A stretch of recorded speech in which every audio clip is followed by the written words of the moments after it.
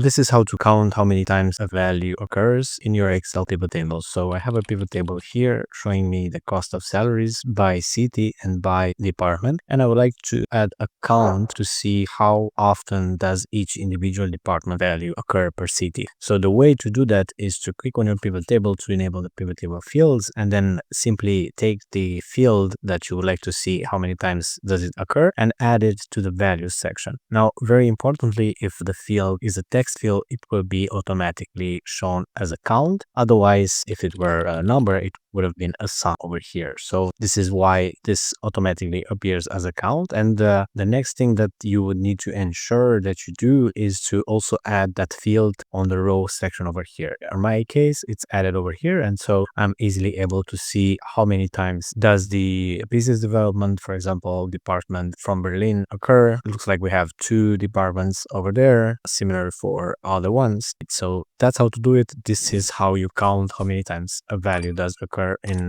Microsoft Excel pivot tables. Thumbs up the video, subscribe, and I'll see you in the next one.